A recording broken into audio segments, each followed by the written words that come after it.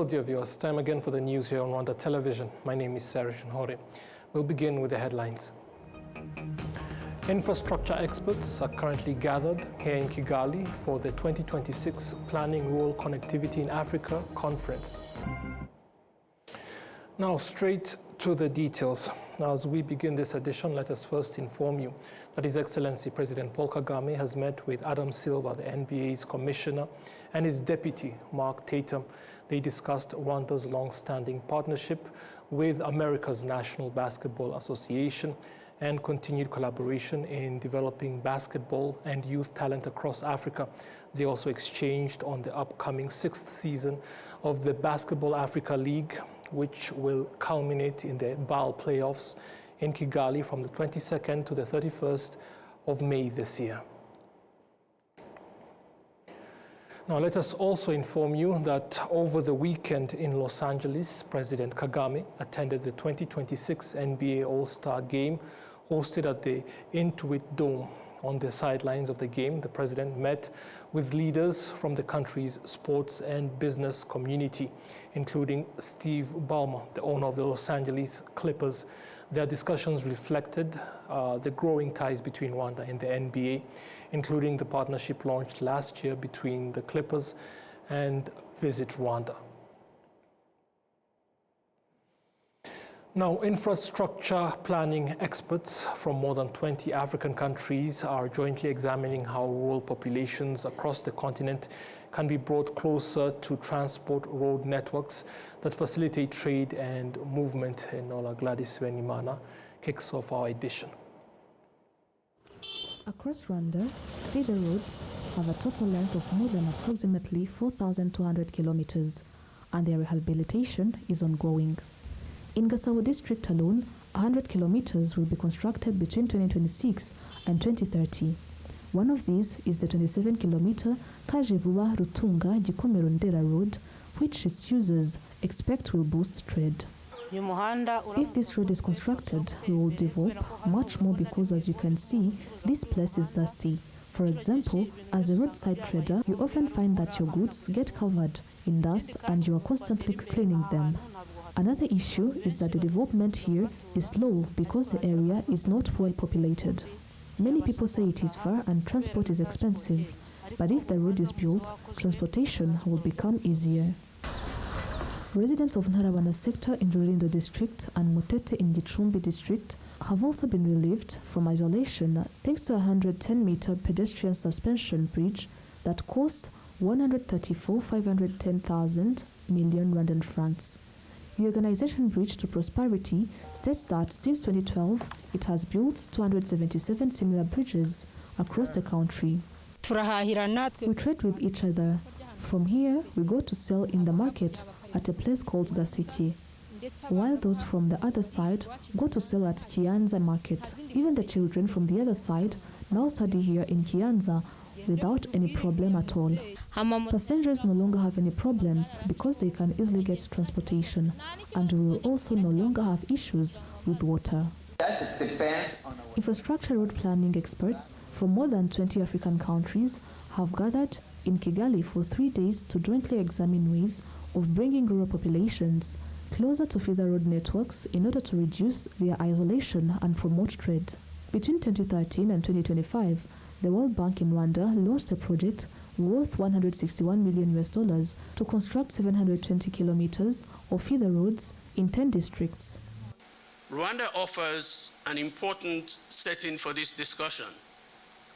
With a high share of its population living in rural areas and a dense but constrained road network, the country has placed strong emphasis on strategic planning, prioritization, and maintenance in its transport sector. Rwanda's experience highlights lessons that resonate well beyond its borders, integrating rural connectivity with national development and spatial planning, linking rural roads to agriculture, markets, and services, and strengthening institutions and data-driven decision-making to manage limited resources effectively. Feeder roads account for 7% of Rwanda's gross domestic product due to the way they facilitate trade. The Minister of Infrastructure, Dr. Jimmy Gasore, highlights that the government is putting strong efforts in expanding them. Strengthening rural connectivity is fundamental to resilient food systems, regional trade and job creation, particularly for youth and women. Over the next 3 days, I encourage all participants to engage actively in these high-level discussions, technical sessions, and field visits to share openly both success and lessons learned. As we look to the future, Rwanda reaffirms its commitment to ensuring that all Rwandans and the residents of Rwanda are connected to essential services and economic opportunities, with special considerations to rural and remote areas. Participants in the Planning Rural Connectivity in Africa conference notes that feeder roads are often followed by various forms of development such as electricity, internet access, and increased movement of people seeking different services. The participants will also visit some of the rural connecting roads that have been constructed in different parts of the country, including those in Gakenke district. Rwanda has received 18 more Rwandans who had spent many years in the forests of the DRC. The returnees entered the country through the Rusizi-1 border post. Among them are individuals who had previously come to Rwanda to verify negative information they had been told and later returned to Congo to bring back their families after finding out that they had been lied to for years. The 18 who have returned consist of 4 families, mainly women and children, with only 2 men among them. After being received, they were immediately taken to the temporary accommodation at the Nyarushishi transit camp. Now, the Rwanda Peace Academy in Nyachinama, a training program organized by the Dallaire Institute, which focuses on children affected by armed conflict, has been launched. Participants in the training have emphasized that protecting children from all forms of harm should be everyone's responsibility. Those attending the sessions noted that the problem of children affected by war, including those subjected to abuse and those recruited into military activities, is not confined to any particular continent. Lieutenant Colonel Jacqueline Nakayenze from Uganda, who is taking part in the training, stressed that no community should remain silent about the issue. We need to collectively ensure that we preach this message to the communities and ensure that they report any suspicion that they see which is not usual within their communities, because the armed groups will always take advantage in terms of maybe if they see the family's poverty, they don't have what to eat, so they will lure the children into small things like giving them food stuff, giving them goodies that children want, and then they will end up being recruited and used by those armed groups. Dr. Shelley Whitman, representing the Dallaire Institute, which works to prevent the recruitment of children in armed conflicts, pointed out that the issue of children being drawn into such activities and other forms of harm concerns everyone around the world. This is a global issue, and it's for all of us to come together to look at how we can help improve the dynamics that children face, because without it, we're not going to have peace and security in this world. So it isn't just confined to one country or a particular area of a country. It's something that is a global problem we have to address. Now, the training being offered at the Rwanda Peace Academy has brought together 28 participants from 8 countries. It aims to facilitate the sharing of knowledge and experience, as well as to enhance understanding of new approaches related to supporting children affected by armed conflict. The courses have been conducted for more than 10 years now. Now, tourism matters, and the management of the Akagera National Park has announced that the number of paying visitors in the past year in that park saw an increase, of 8%, which led to the park's revenue rising by 5.4%, exceeding 6 billion Rwandan francs. The number of Rwandans visiting the park also increased. Enola Gladys with more. Among those who visited Akagera National Park last year, 47% were Rwandans living in Rwanda, 47% were foreign visitors to Rwanda, and 6% were foreigners residing in Rwanda. In 2025, Akagera achieved a remarkable milestone by generating $5.06 million in commercial revenue, a 5.4% increase over the previous year. Akagera was able to fully cover its daily cooperating costs using its own revenue.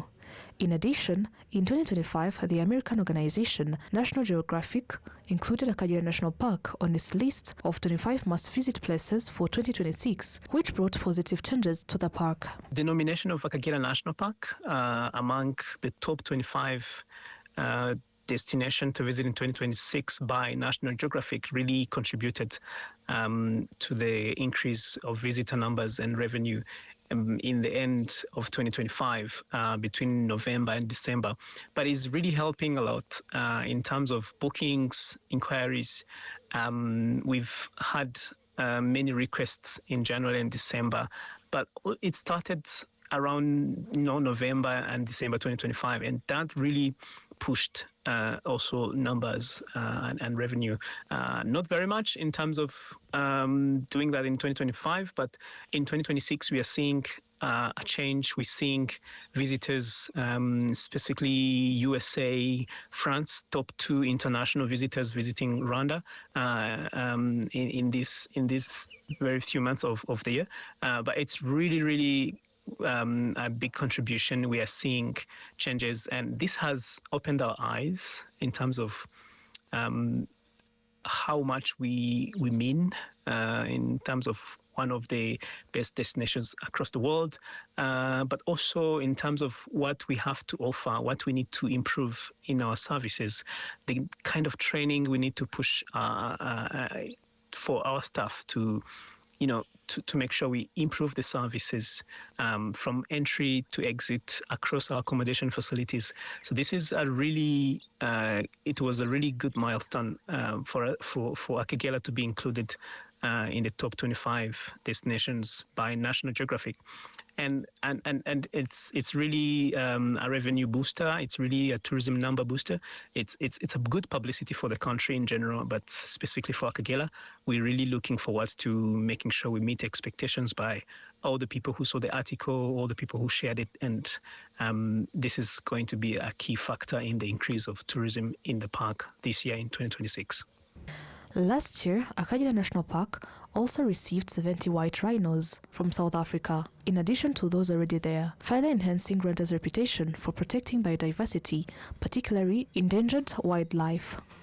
After arriving in Rwanda, 3 of these new rhinos immediately gave birth, bringing the total number of rhinos in Akagera National Park to 159. Among other major wildlife species that are highly visited worldwide, Akagera is home to elephants, lions, buffaloes, and leopards. Eugene Mutangana, head of Conservation Department at Rwanda Development Board, notes that these large animals play a major role in increasing the number of visitors to the park. This is coming to as a value addition. It's coming to boost tourism. This is a destination of big 5, elephants, buffaloes, lions, leopards, and rhinos. And the very species that we've translocated is a good species for tourism, not because it's tamed, but just because of its character, that it grazes in openness. So that gives a chance for viewers, the sightings of the tourists.